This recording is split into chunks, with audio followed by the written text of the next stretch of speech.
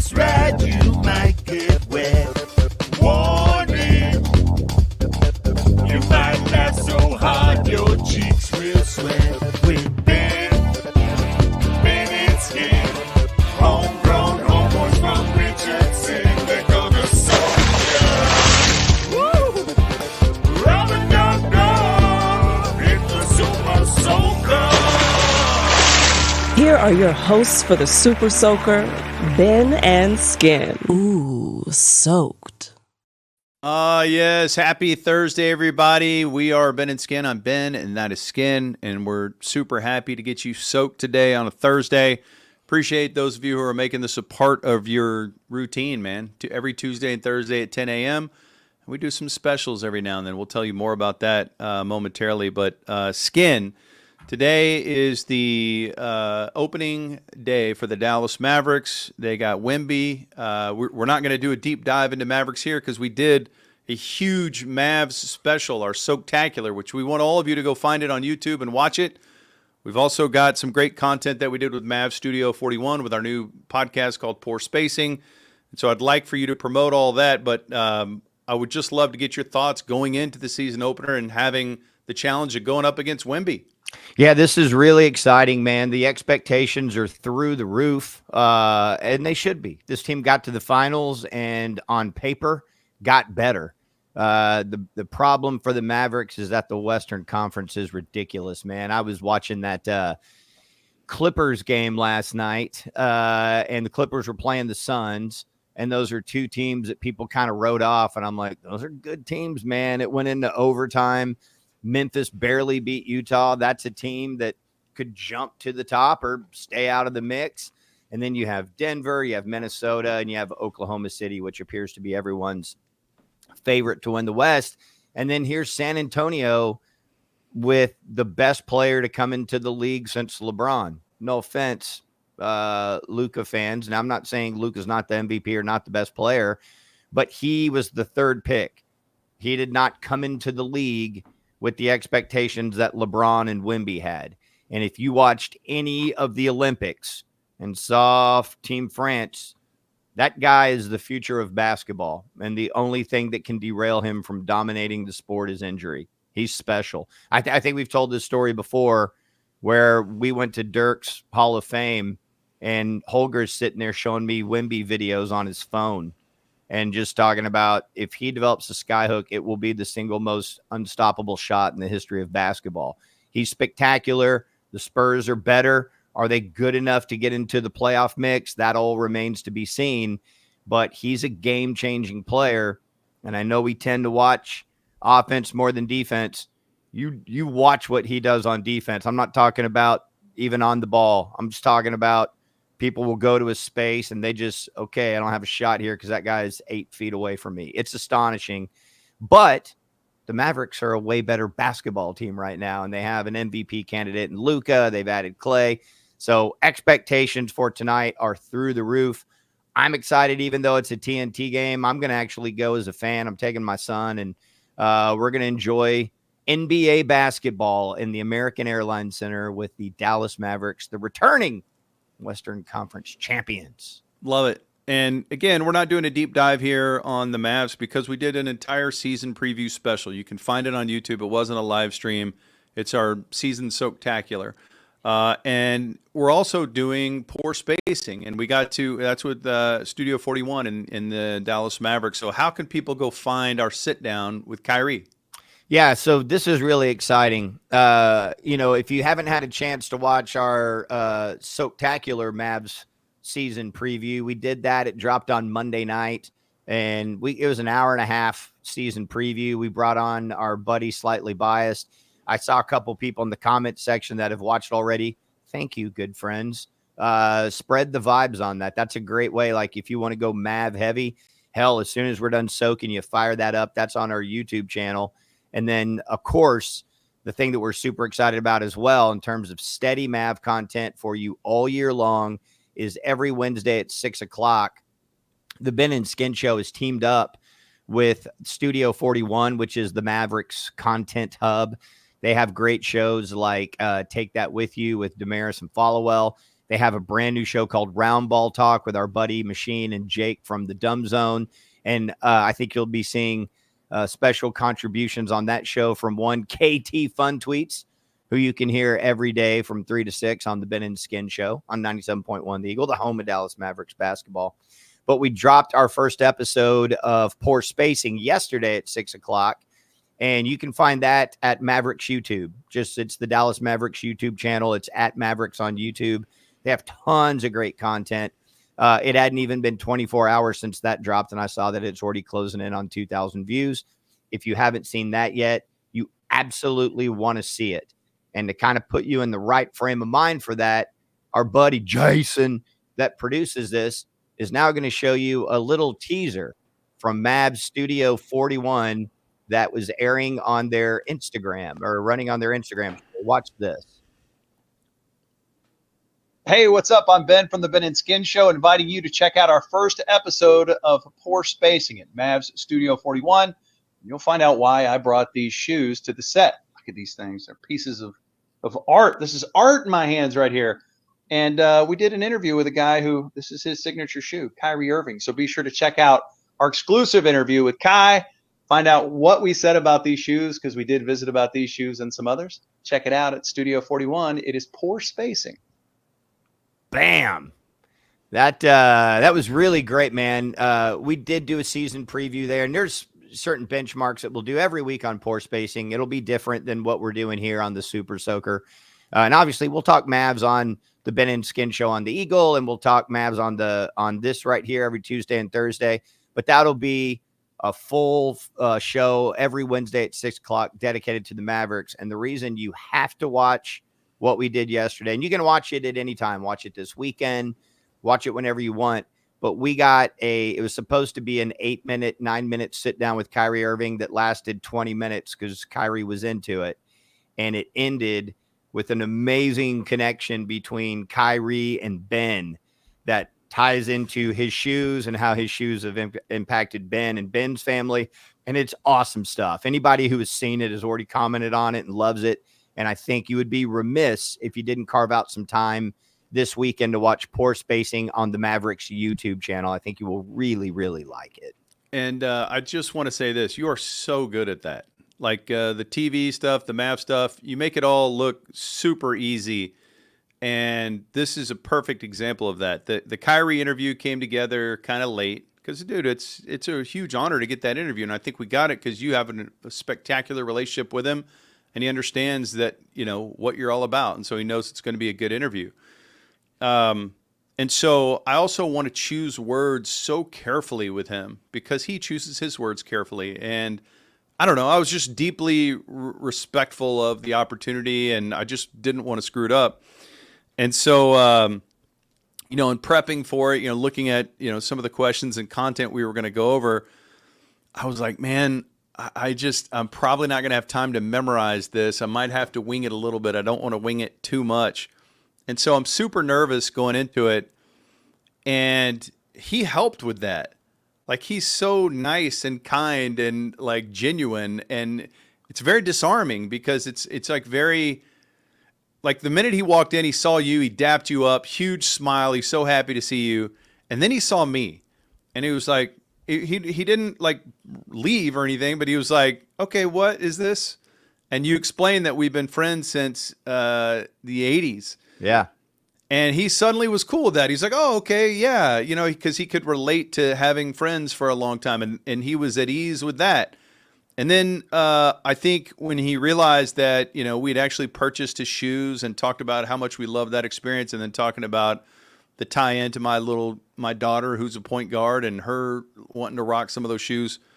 It was just really special, man. I think it was one of my favorite interviews I've ever been a part of. And so thank you for making it happen. But dude, you make all that look so easy. It's not easy. The whole time I was just sitting there going, is this camera getting my full belly right now? Do I look pregnant? I'm kind of sweating. I'm worried about the question I'm going to ask. One of my friends was like, dude, you were fidgeting so much. That's the most nervous I've ever seen you. Well, that's funny, you know, and I think with him, it's like he's been through so much in terms of negative interaction with the media, that you want to do right by him, right? Yeah. You want him to feel comfortable.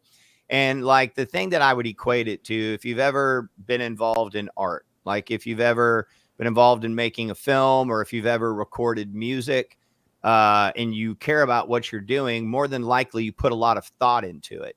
There's this funny phrase. It's a lot of different people take credit for it. Martin Mull gets credit for it somehow. But the phrase is, talking about music is like dancing about architecture. And the idea is like, you're not supposed to talk about music. You're supposed to listen and dance to it. Well, people that make music, for the most part, some, not everyone, but they put a lot of thought into what they're doing. They make decisions for a reason. And everything you do when you're creating art, for a lot of people, is purposeful. And so if someone starts asking you about the decisions you made, you're like, oh shit, they paid attention. They actually engaged with it. That's amazing. That makes me feel good. They put time into listening. I put time into creating it.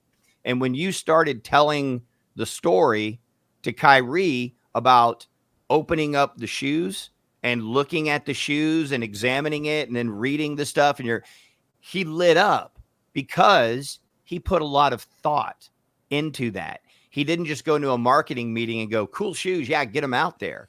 He was like, no, we're going to do this. We're going to do this. This means this. This means this.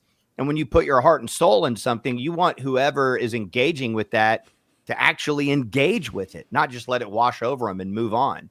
And so when you showed him how much you had engaged with what he was involved in creating as a creator, and I think he sees himself as a creator, obviously on the basketball floor, but also with his fashion, with what he's doing with his brands. I know I've been told, I've talked to him about it, but he's way into music. He's also like some of the shoes that we talk about, they're skater shoes or skateboard shoes. I know he's in the skate culture. Like, he cares about that stuff and he infuses it into the things that he does. And so he will always remember you because you showed him that you engaged thoughtfully with what he had put a lot of time and energy into. And that's all a creator really asks for from an audience. And it was really, really neat to watch all that. I loved it, man. Yeah, you're right. Because we feel the same way. Like when we interact with listeners who really engage with it and we put thought into this and they understand, you're right. That is a good way to put that. Okay, I like this. I like this comment. That shirt wasn't flattering for me. It wasn't that the shirt wasn't flattering. It's that my body's not flattering. It just looked like I had a fanny pack of Jell-O on, and I knew it didn't. I knew when I went in there and I saw the chairs, I knew what was going to happen. I knew we were in for that again. Is that why you requested that we do that in hammocks? I knew it was going to be a belly cam. I knew I was in for that. But if anything, it's like those really painful personal situations lead to growth, and maybe it'll lead me to lose the belly. But you make all that look so easy. It's so impressive. And I was sitting there thinking, okay, I've had time for this interview. I knew it was coming. I've had a day or whatever. I've looked at the questions. I've had time to collect my thoughts. And I still thought it was challenging. Like I didn't see Kyrie reacting because I blacked out like Will Ferrell in the debate, in old school. I was like, what happened? But then I started thinking, God, how hard would it be to do this on live TV seconds after the end of a game? And I was like, that's got to be, don't you think that, I mean, you're really good at that, but don't you think that's even harder? Yeah, I think it's really hard on the athlete. Because of, just what is happening to your body when you're exerting all that energy in that pressure situation, and the physical reaction in your body also impacts the mental. I heard David Thorpe was doing a podcast. He's done a lot of stuff on ESPN and True Hoop, and he's one of those skills guys. Like he works with players, player development. Like famously, he worked with Kevin Martin, for example.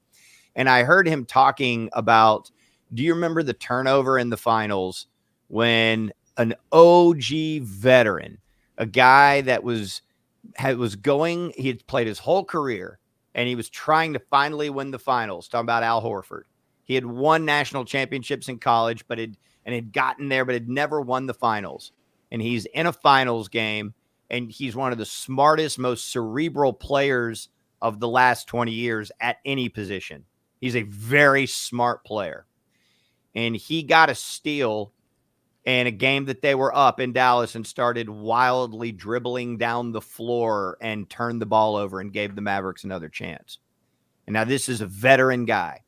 And I heard David Thorpe talking about that, and he started talking about what happens to your brain, the chemical reaction in your brain in those moments when all that adrenaline is going and your body is reacting to the moment. And he explained it in a way that I was like, wow, I have never once considered that.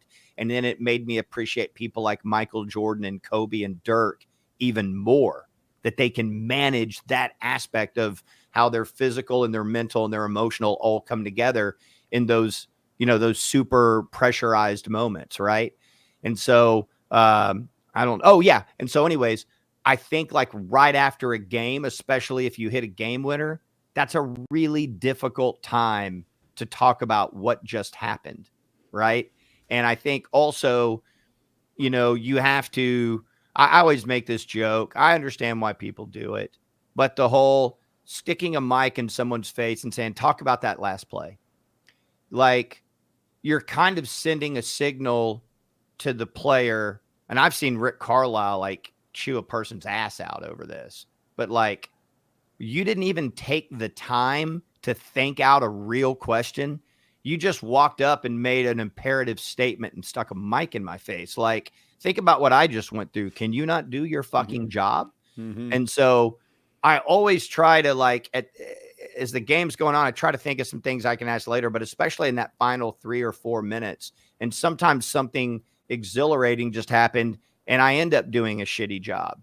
And I regret it because those moments are fleeting, right? There was one time, think about this. I had people that killed me on social media because Jaden Hardy, it was the first time we had interviewed him in the regular season, and I butchered his name. It's not that I didn't know his name. I fucking just watched him play, but my mouth fucked up, and I said Jaden Hardy. And man, it's like one person even said, that was the moment in his life he had always been waiting for, and you just ruined it. And like, I took that to heart, man. I felt really bad about that. I knew his name. I fucked up, and it happened on live TV. Those things happen. What'd you say? How'd you say it? I said Jaden Harden. Oh, okay. I said, we're here with Jaden Harden. And then I kind of paused and like, oh, fuck, I just said his name wrong, and then corrected myself. You caught it? You corrected it? As soon as I'd have to go back and watch it. I know I got it right at the end, but as soon as it came out of my mouth, I went, oh shit, I just said his name wrong. Got it. Like I knew it immediately. I would do that every time. I would do that every single, I'm here with Kyle Irving. It's just one of those things where like, there's a lot going on, but also like even phonetically, like the name is, I wasn't confusing him with James Harden, but James Harden's a name we've said a million times, right? Jaden's name is close to that. So it just fucked up, but it happens. But then I did feel the responsibility of, man, that's not the way that guy wanted that to go. That's embarrassing for him. And I felt bad about it, but that's the way it goes, man. You got to move on to the next one. And so you always are thoughtful in regard of, I want this person to enjoy this experience because we just enjoyed that experience. Otherwise we wouldn't be interviewing him, So at 10:05 today, we got a text from Travis Frederick. Okay. And he said, what in the world is a super soaker? Well, then he texted us a picture of him watching. Then he put this in the comments. Look at the comment. Talk about are the worst words that can come from a media member. He's a very smart, thoughtful person. And so when you say talk about, you're sending a signal to whoever you're interviewing. I have not spent enough time thinking about this to even craft a fucking question. Yeah. It's so lazy. Now, I will say this.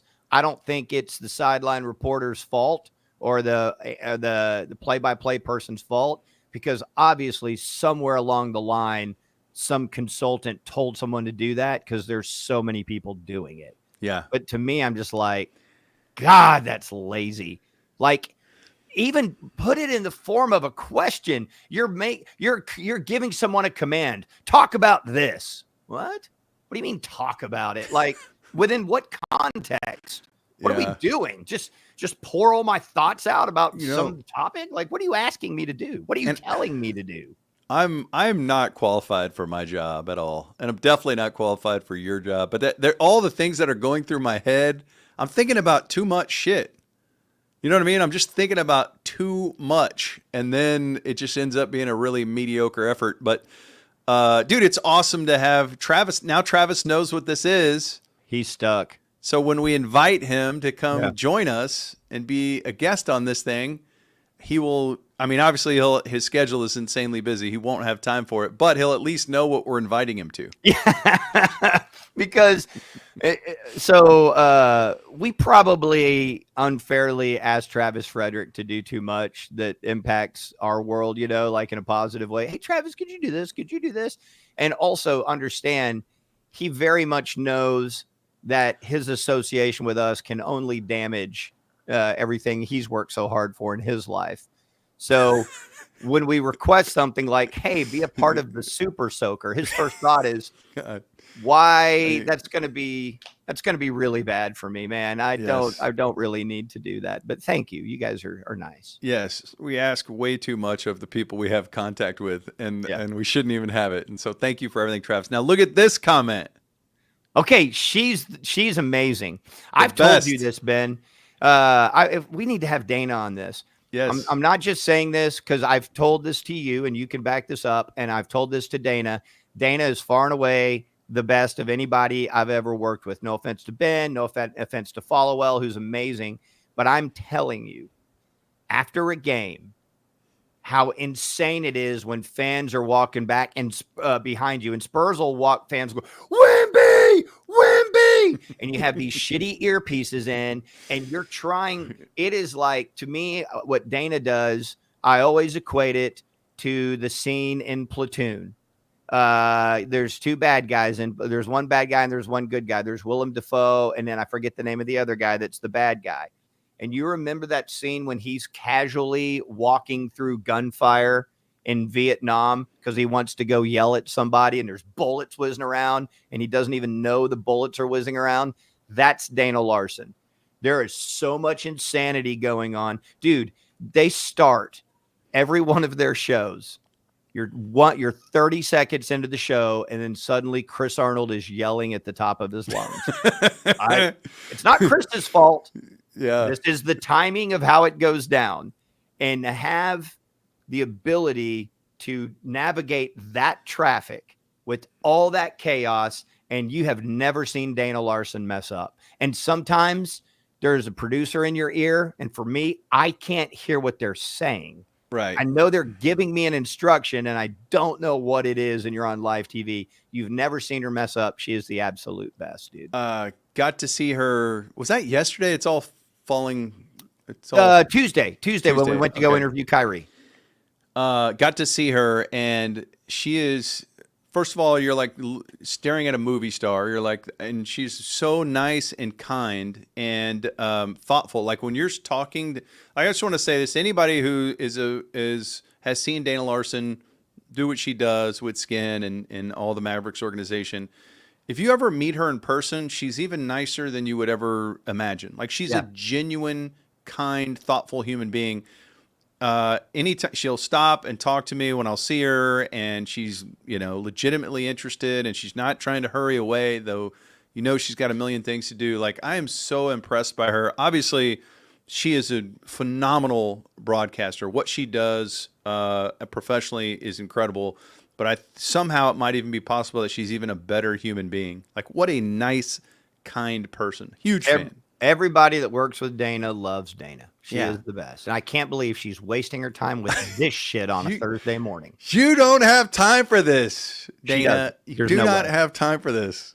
And I can't believe Travis is wasting his time. My God, what is happening with the Super Soaker? He whale sharked it and left. There's no way Travis is still here. Now, whale sharking is, we made up this term because it's what you made this up and it's genius. I love this. The whale shark, Wade Phillips whale sharked us. And to me, whale sharking is when the whale shark is a formidable thing in the ocean. It doesn't need to be scared of anyone. But if it wants to see what you are, if you're just on a surfboard, a whale shark here's you on a surfboard. A whale shark will come up like this, fearless, to just see what you are and then leave. Like other things would maybe be scared of that and they wouldn't get near the surfboard. A whale shark gets right up to it and is like, and then leaves. And so that's what Wade Phillips did. He did that to us. He'd walk around us, be close enough to listen to us, but he didn't engage with us, and he's right by us. And I think that's what Travis did. I think Travis was like, what is a super soaker? And so he came in. I think there's no way in hell. Travis Frederick, if you're still here. Now, and you know what? Don't put him on the spot. He ain't here. He's so smart, he would not even play the game and leave a comment. He's like, you asked me to leave a comment. I was there. Anyways, that is pretty crazy that Dana and Travis are here. And thank you for being here. Thank you to all. Oh, look, she's like, quit talking about me, you idiots. By the way, and right below that, I'm with Michael, who's going to join us at Pluckers in Grapevine tomorrow. We're doing the Ben and Skin show from 3 to 6. And if Lincoln Park is your jam, we're giving away a pair of Lincoln Park tickets. So tomorrow, join the Ben and Skin show on 97.1 The Eagle, 3 to 6 at the Pluckers in Grapevine. I do want to say this. We're going to move on from all of this Mavs talk. We want you to watch our Mavs season preview. We put a lot of time, effort, energy in it, slightly biases in it. We got our new podcast with the Mavericks called Poor Spacing, and we interviewed Kyrie, and it went almost 20 minutes. It was seriously an amazing interview. But I'm happy for you that you get to go to the game tonight, first game off the rip. You get to go with your son, and you don't have to work. You just get to watch the game. And I just want to put a pin in this before we move on. Okay.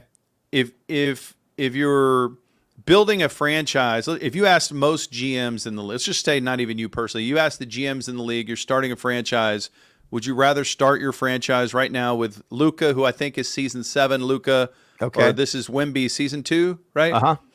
Who would you rather start your franchise with? What do you think most would say? I think probably 100% would say Wembanyama.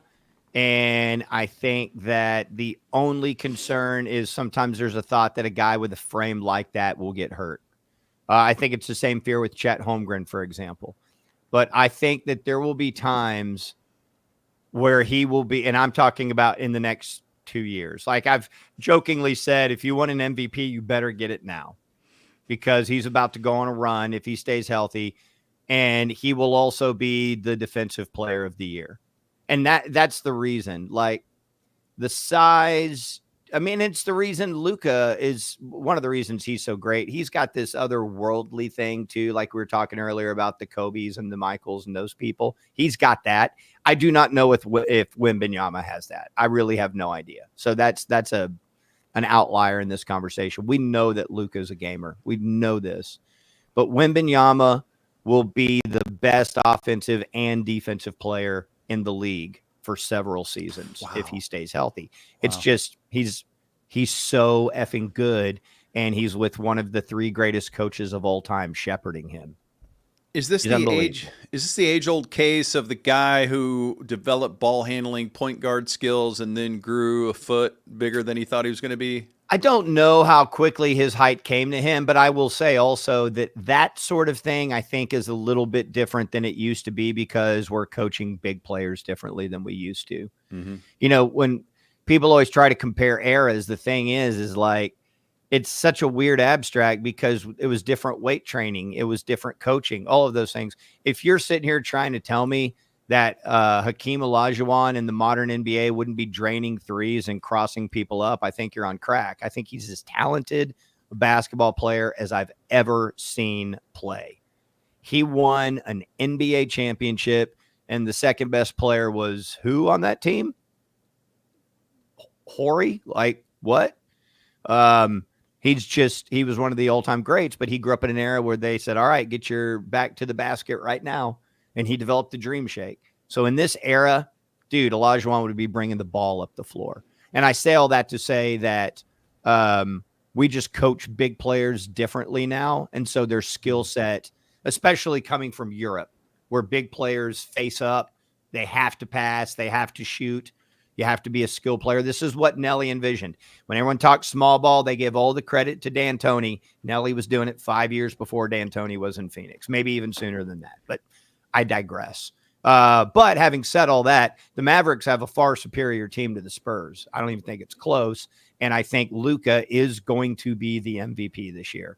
In fact, I probably need to go put some money on that legally. Right. But Hey, yeah, I think he's your MVP this year. I really do. talk about the Spurs. Go fuck yourself. Look at this. Travis Frederick. He's the GOAT. He is. I can't believe he didn't win our white guy bracket. He came in second only to Dirk. Yeah. Well, I guess that's pretty Wow, good. shots fired at Dirk. Okay. We also are not going to spend a lot of time talking Cowboys. I do want to mention this since we're in the sports window. It's Sunday night. Cowboys at San Fran. The Niners are missing Nick Bosa, Christian McCaffrey, Debo maybe. I know he was hospitalized earlier this week. Yeah, he had pneumonia. Brandon Ayuk, Jordan Mason, the backup for McCaffrey, might also be out. And Are you serious? He's questionable. I know he's questionable, but he's second in the league in rushing. Brock Purdy has looked like Brock Purdy. I was a huge fan of him because I watched him dismantle the Cowboys. I'm like, he is the best player in the history of football. Look at how good he is against the Cowboys. But he's kind of looked pedestrian now without all these tools. If you can't dump it off to Christian McCaffrey or Debo and let them take a screen 50 yards, maybe. I don't know. But this is a massively important game for the Cowboys. They're going to be without Micah, Tank, probably Deron Bland, maybe Hendricks. It's important. This is an important game, kind of for both teams, really. They're limping into this thing. If the Cowboys lose this, is the season over? I wouldn't say the season is over, but I would also say that if they win this, I mean, their defense is never going to be great this year, but it can be way better. They just got to get their best defensive players healthy. And so if the Mavericks win this, it should springboard them in an amazing way. It's going to be galvanizing because of all the outside noise primarily created by Jerry. Like, those players are dealing with a lot of shit created by the environment of the team that they play on. So I think if they beat San Francisco in San Francisco on national TV, no matter who is or isn't playing for the Niners, I think it's a springboard galvanizing moment for them. I really do. But, I don't know if the season's over. They're supposed to lose, but it suddenly becomes way more difficult. I think it's pretty hard on the Niners if they lose to the Cowboys at home. Boy, there would be won't they be 3-5 at that point? That'll get really, really challenging for them. I'm excited for all Cowboy games. I look forward to them, and then I'm disappointed after 6 minutes if it's a home game. But this is going to be really good television no matter who's playing. I'm so scared that it's the end of it all. Like, I think seeing Jerry unravel, coming so unhinged and doubling, tripling, quadrupling down, it makes me think it's really time to take the keys away. And is this the iceberg? Are they finally crashing into it? But again, if they win this game, I will not even think about how injured the 49ers will. I'll be like, holy shit, Jerry was right. It's on. We got, it's the nature of. I have a quick question. Can you hear my dog barking? No. Okay, good. Just making sure. I was about to go open this and tell Bill Ghostbusting-ass Murray to shut the fuck up, but Okay. I don't know if he'll listen to me. We have two more things for sure that we want to get to, but I do want to. I've done you a disservice because you've been wanting to talk about A Tribe Called Quest going into the Rock and Roll Hall of Fame, and the more we start talking about it today, I realize, and so did Jason, our producer, you really want to do a meaty segment on this thing. So I want to get prepped for that because I care very much about that, and so I just want to give you an opportunity to tease forward because we've screwed you over on the last two. So tease forward on why you want to talk about this, and then we'll do it when we do it, maybe on next Tuesday or next Thursday. But yeah, explain. why don't we plan on doing it next Thursday? So basically, whenever a band or a player you care about goes into the Hall of Fame, and then you start seeing the ceremonies and the way people are talking about him, for someone like me, there's just like a flood of memories. And I think, the key thing, the reason nostalgia matters to people is it's all right. What were you into in your formative years when you're trying to figure out the person you were and all those kinds of things? And I always tell people, like, think about how many people that are our age that are still very passionate about Star Wars, which just objectively speaking is an average movie, but it was so imaginative and so ahead of its time visually. And it just, for you and I, we were 6 when Star Wars came out. Can you imagine like how that shapes your life? And then for us, the other thing that I always tell my kids, I'm like, we're lucky. My generation's lucky because we grew up at the best possible time there ever was to grow up. And the other part of that is hip hop happened in our lifetime. Hip hop was birthed when we were like 1 year old, and then kind of reached the world when we were 10, and then just grew from there. And so to see Tribe, who's a band that we loved and have intertwined with so many times over the last 35 years or whatever it is, going to the Rock and Roll Hall of Fame, I was just like thinking about all those things that have tied back to our lives and how cool it was. Chappelle's speech was awesome. So yeah, and it's not the kind of thing that we can do on the Eagle. Obviously, that wouldn't be a good use of our time on the Eagle. So I thought we'd do it on a soaker. Maybe we'll do it a week from today. It should be a lot of fun. Yeah, looking forward to that. And the thing you said about the formula of years, I never fully understood that because I was in my own movie until we spent a decade with KT, and then we've spent time with Christina, and they're much younger than us. And I hear the things that they like, and I'm like, oh yeah, they really revere that because of the time in their lives in which they enjoyed it and saw it. And it started making sense to me because the movie Sandlot is not a great movie. It's incredibly formulaic. It is just so cliche riddled, but it's a good, fun family movie. But saying that will make people irate. People that watch that in their formative years think it's one of the greatest films ever made. And that's seeing that from the other side. Now I know why people look at me that way when I talk about the things that I love so much from my childhood. Yeah. And it's just like the way it's very unlikely when you're a child, you understand, hey, this is influencing me this way, and here's why. But that's the beauty of nostalgia, is you look back on it and you see yourself differently. You analyze yourself differently. Things make more sense. And that's why people are so attached to nostalgia. Unless, I guess this is also probably a commentary on how lucky I am to have had the life that I've had. I've had a really blessed life. I mean, sometimes people look back on those things in horror because of the things that were going on to them. So that's also kind of a reminder of, man, I had really, really badass parents. I was lucky to have them, and they gave me so many opportunities to live a happy life. So that's a part of all that too, thinking back and just kind of feeling blessed in that regard. But we'll really get into it in a week. There's a lot of fun stuff to talk about there. Okay, 2 more things we're going to do before we get out of here today on the Super Soaker. We're going to get into the Penguin, but before we do that, I feel like we should find out what's happening in the world, which means right now it's time for this. It's weird and wild. Let's see what's coming down the wire in the News Bender with pedestrian news fella, strip mall Steve Shackelford.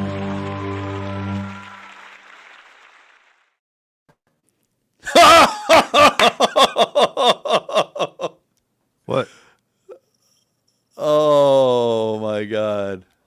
Hi, Steve. Hello. Goodness, you look gorgeous. What do you mean? Did something change during that intro? I was watching earlier, but I'm blown away, man. I readjusted Sexy, my man. glasses.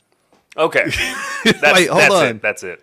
Skin, can you look to your right and look to your left a little bit? Oh my God! Look at that. Woo! He's ready. You can hit the field in those. That's a Guardian helmet, right? It's one of those new ones. Yeah, this is what the kickers wear. Yeah. It's interesting the timing in which that you wore that, because if you had worn it at the beginning of the show, Steve would somehow have been wearing one when he started the news. Yo, as we know, Ben just went to Mexico, and I think on Sunday he sent me a text message. He said, "Hey man, I got something for you that's going to improve your sex life." And then I saw him yesterday, and he goes, "Here, man." Before Steve tells the news of the world, Ben, do you want to promote something that might tie into what I have on my head right now? Yes. At Rollertown this weekend, we're going to have live real lucha libre action. And this is Mexican wrestling. And, we've done sumo wrestling, but this is real lucha libre action. And we've got wrestlers coming in from Mexico. We've got Lots of Hispanic culture that we're going to be celebrating. It's going to be really, really cool in a lot of ways. What a dick. And there's no way he has a luchador mask, right? Oh, there is. So I called Ivan Zaniga yesterday because he is our engineer, and he's like my go-to ambassador for all things of Hispanic culture. And he... I think this is right. I don't know that it fits all the way. I think we're going to be fine, though. He was telling me about Lucha Libre and all of the things, the history of it. And he's like, man, a luchador will wear that mask and no one will ever know their identity. And they may go their whole career and no one ever knows who was beneath the mask. Or it may be unveiled mid-ring, or somebody may do a challenge match. And so, anyways... Rollertown likes to celebrate some of our beers that we do, some of our special beers with There's Jason, our producer. It's fantastic. So anyways, yeah, what else can we say about this weekend at Rollertown? Just know Saturday is going to be a spectacle at Rollertown. It's going to be a life event. You can check off the box and say you've seen Lucha Libre. So come to Rollertown in Salina. It's all day and all night, and I think the wrestling starts at 6 p.m. Yeah, we'll have a mariachi band. We're going to have a lowrider exhibition. We're going to have the dudes from the Oak Cliff Soul Collective spinning some tunes. It's really going to be an awesome, and then obviously tons of great food. And some new beers that tie into all this. The merch is out of this world. I think it's going to be a top 3 or 4 day in Rollertown history. So make plans to be there Saturday. Family friendly all day event. I think it's going to be dope. Is when Nick Cook says that's the most shameful luchador mask, is he talking about Steve or Skin? I think either works. Steve looks like a furry. I'm having a hard time breathing. All right, let's do the news. Let's do it. All right. Oh, yeah, the news is up and going here. Okay. Oh. Hey, a team of scientists have discovered a new species of snake in the western Himalayas, and they've named the species after Leonardo DiCaprio, quote, for his contributions to the field of wildlife conservation and all that he's done for the earth. Okay, that's amazing because the AI says if you mention Leonardo DiCaprio, there's a bunch of scantily clad women drinking it up on a boat with you. Yeah. The problem with this for me is it's equally terrifying and tantalizing. Okay, because it's almost like it's a trap to get me there because there's money. I want that money, and I want that sausage. But I'd love to hang out with I would love to hang out with those ladies. But there is a terrifying giant snake, again, in a Tom Landry fedora. And how did that snake get those briefcases there? And the snake appears to be an amputee. That I guarantee you that snake has so much pull. Its name is Leonardo DiCaprio Snakeo. It had the ladies carry the briefcase and the sausage and the money for him. Yeah. Now, that's a very friendly looking snake, though. He's lit. That dude parties. Look at that guy. Oh, yeah, he picked up that tall gal first. I think she can carry a lot of briefcases. There's one of them that's just a pure giant. Oh, my God, I just noticed. Oh, whoa. Wemby. Longest legs I've ever seen. And she's got the Magnum bottle, too. She's got the big boy. Yeah, and the woman that is immediately to the Giants' left, there's an extra arm in there holding a glass somewhere, right? Yep. Oh, yeah, she's got a hand coming out of her waist or something. God, that looks like fun, dude. That does look like fun. Yeah, the suggested common name for the snake, so there is a scientific name. It's like Anguicculus DiCaprioi or something like that, but the common name for it will just be DiCaprio's Himalayan snake. Okay. I like that the AI was realized that there needed to be a driver. They didn't need to show us much of the boat driver, but you can just see above his nose his sunglasses, and he's definitely keeping it on course.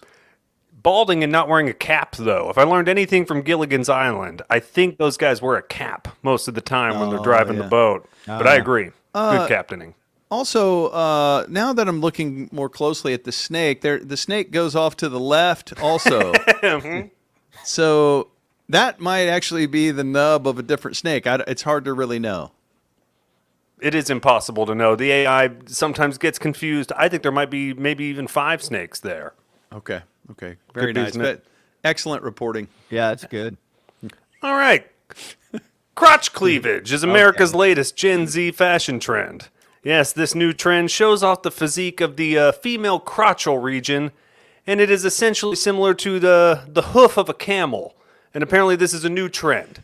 People are sporting it and trying to reclaim that hoof of a camel. Do you know how hard it is for that Siamese camel to get anywhere? What is going on there? That was like the first design of the Imperial Walker. They're like, oh, shit. We can't. Hold on. We need one cockpit here. Oh man, look at all the people way off in the background that are trying to catch up with these ladies. Oh, yeah. Okay.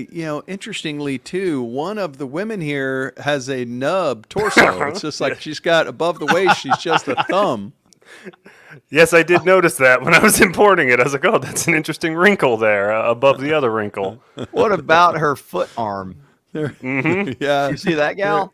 They're all on their phones, and then 2 of them are carrying briefcases.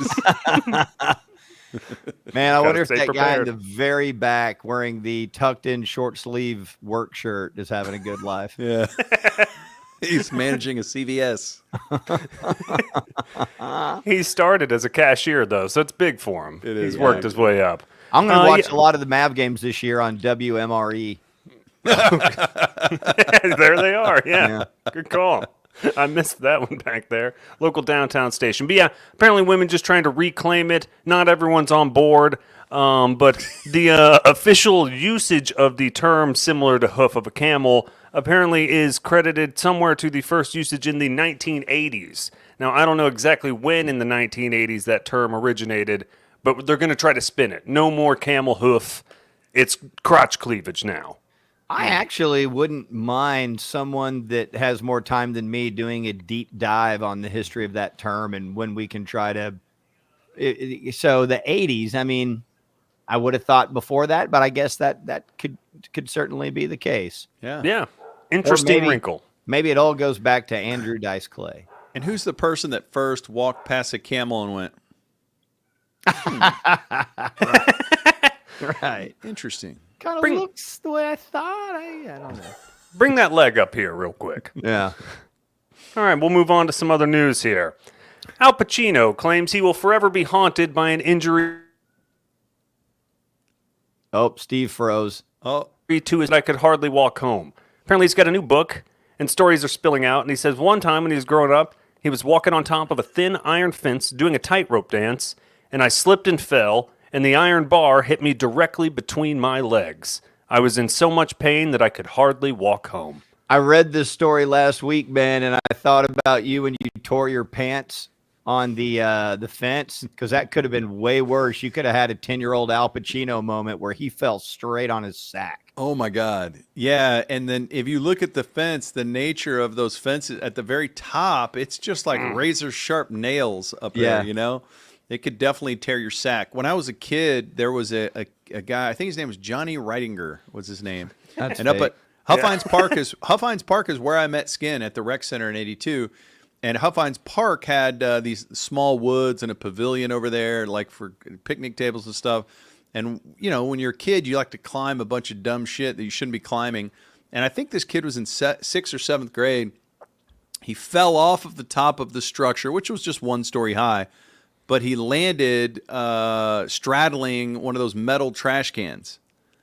And so he landed directly on sack. And the rumor was that the injury was so bad that one of the testicles inflated to the size of a cantaloupe and had to be removed. That is so brutal. Yeah. The other part of that story is Al Pacino was 10 years old and he had to lay there naked in front of his mom and grandma as they pointed at it and wondered what his future would be. Ooh.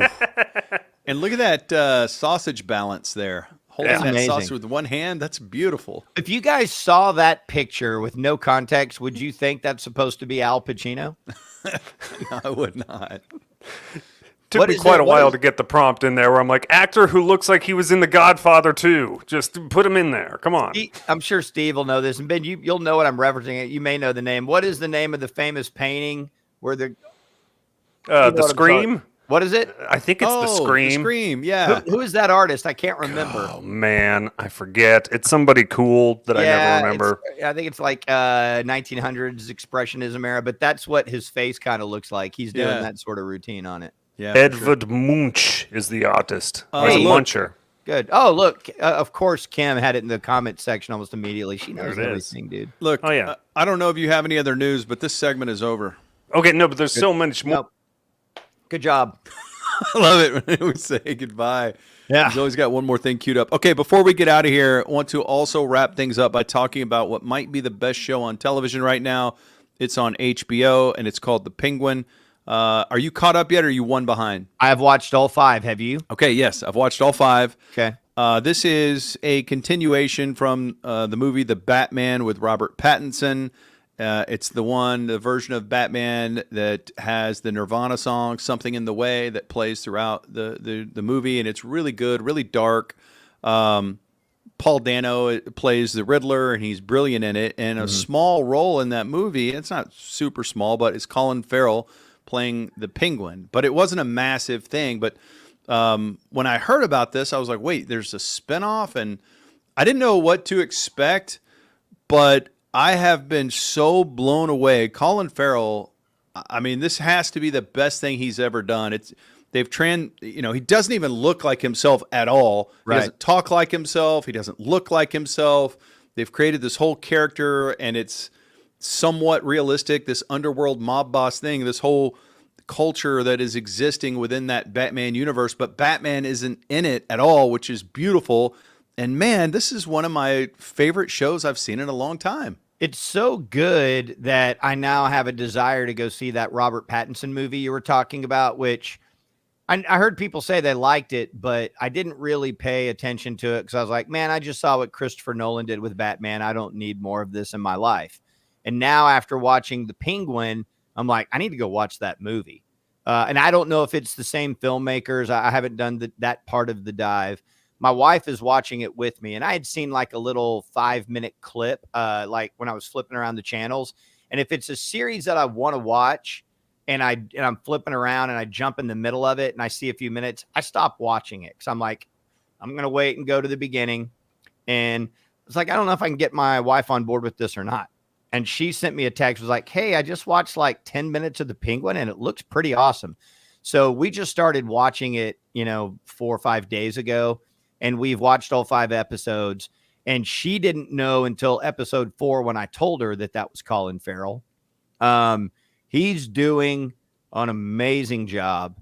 It's almost like he's merging the old history of the Penguin with Tony Soprano. And I'm not just saying that because of his relationship with his mother and because of the font of the Penguin in the red that looks like the Sopranos. Like with it being on HBO, I feel like they're wanting us to feel some of that, but I feel like Colin Farrell is also channeling a little bit of Tony and a little bit of all the different guys that have played the Penguin. I love the little visual cues as to how he got and the way he walks and the performance and the way he talks, not just the timbre of his voice, but the cadence and everything he's doing. It is really, really good. And I'm actually hoping, maybe not, I hope we get a little tiny taste of the Batman in the final episode. That would be so cool to me, but I'm enjoying the hell out of this. Yeah, it is. I mean, and it's, so you think about that. If it's going to bridge from the first movie, and then I guess they're going to come out with another Pattinson Batman movie. I don't know. Are they? Have you heard that? I suppose they would, right? Okay. Like they typically do those things in 2s or 3s, right? 3s. But, then you're like, okay, well, if you're going to do that, doesn't Robert Pattinson have to come be in this? Like, it's the same thing. And in that regard, I was a little confused at Carmine Falcone because he's played by actor Mark Strong on HBO, but in the movie, The Batman, he was played by John Turturro. Oh, okay. And it did look like him, and I was like, I think that, I had to go research. I was like, oh yeah, that makes sense because he died in the first movie, and so these are, because I kept going, where is he? How come they're not talking? And oh yeah, he died. But I was reading about it, and Turturro. This was interesting. I wanted to ask you about this because Turturro said he didn't have interest in playing Carmine Falcone in the Penguin because you got into this thing where the character was into choking women and he murdered women and it was violence towards women. And Turturro was like, dude, that's not me. I'm not into that. But I've always wondered that, like, does an actor, are they able to totally disconnect from themselves for a character? Or is sometimes they're like, no, I don't even want to be associated with that in any way. I can't do it. Yeah, that's a great question, and I guess it depends on where a guy is or a gal is at their point in their career and what they can and can't agree to and what their own set of principles are. But, again, not to take this back to The Sopranos, but look at what playing that depraved character did to James Gandolfini over a period of time. Or really, like, the most interesting example of that is watching the Jim Carrey documentary about when he became Andy Kaufman and suddenly couldn't separate himself from Andy Kaufman. I mean, again, it all depends on the person and how into the role. Are they just taking it for money or do they identify with it? But John Turturro has had an amazing career as a character actor, and he's really, really good. I mean, technically, he was kind of the lead in The Night Before. Not really. Really, it was that, what's his name? Azamed, I think is the name of the guy. That was the. But Turturro's great. And, when we were getting right out of high school, he was in Do the Right Thing, and he was amazing in that. And that's one of my all-time favorite movies. So if he's in something, I'm paying attention to it. But I think, like, that's a real interesting thing about where he is in his career and what he is and isn't willing to put out there or subject himself to. But I've never been a comics guy. The universes that I know the most about, far and away for me, it's Batman. And then after that, Superman and Peter Parker Spider-Man are probably tied. But there's so much stuff in the DC or the Marvel universe I know nothing about, but I feel like I know quite a bit about Batman. We watched the campy version of it growing up, and then what Christopher Nolan did was great. And I watched the first couple of those movies when it got rebooted with Tim Burton and Michael Keaton. I stopped watching them because I thought they sucked. And also like where I was in my life. But I'm loving this, and I'm also loving how it makes me feel about the Batman universe, because I am spending time thinking about why that has endured. And, different people like comics and superheroes for different reasons. But as crazy as this sounds from my perspective, and I'm sure an aficionado would tell me I'm crazy, but Batman is far and away the one that is most like our real world. Like, there's no superpowers here. All of it is about power and corruption and ethics. I mean, and Gotham is very much New York City, right? So it's an alternate universe, but it very much mirrors our world and has in its entire existence. And Batman didn't come from another planet or get zapped by radiation. He's a rich guy that is disenfranchised by what happened to him and his parents by society. And that is how he has manifested his riches, is through being this tortured, anti-hero, so to speak. And all the little people with all their little backstories, and making the Penguin a focus with that setting and those performances, man, I'm loving it. I think it's great. And I had no idea I would get into it like I did. Yeah, it's truly phenomenal. And there you have it. That's a wrap on the Super Soaker today. I do want to say this. I had a post yesterday where I can't remember where it was. Maybe it was on one of our Mavs things, I think it was on the Mavs official Facebook page or something. Okay. And this guy said, man, I used to love listening to Ben and Skin on 105.3 The Fan.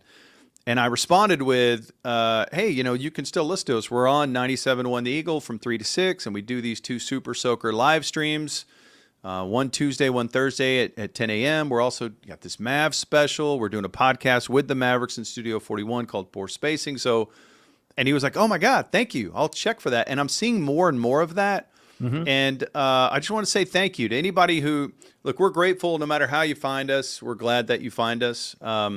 If you've listened to us the whole way and you've been on this journey from all these different stations we've been on, great. If you've only been on board recently, or if you've fallen out of touch with us, we would love to reconnect. So subscribe to our YouTube channel. Be sure to enter the complete fun package so we can set up, maybe you can win a meet and greet with somebody. Yeah, maybe we'll ask Travis if he wants to do one of those. But we're going to have some cool meet and greets. We're going to do giveaways. All you got to do is sign up for the complete fun package. There it is. The link just went up. So the link is right there in the stream, in the comments. And thank you guys. Thank you for rolling with us. And that should just about do it. Yeah. And when benindskin.com, you can find a link to everything that you need from us. But subscribe to the YouTube channel every Tuesday and Thursday right here. It's The Soaker. We'll talk Mavs tomorrow on the Ben and Skin Show. We'll be at Pluckers in Grapevine. Come hang out with us and our buddy Mike P. He'll be there drinking Big German with us. This has been another Iron Balls production. Iron Balls!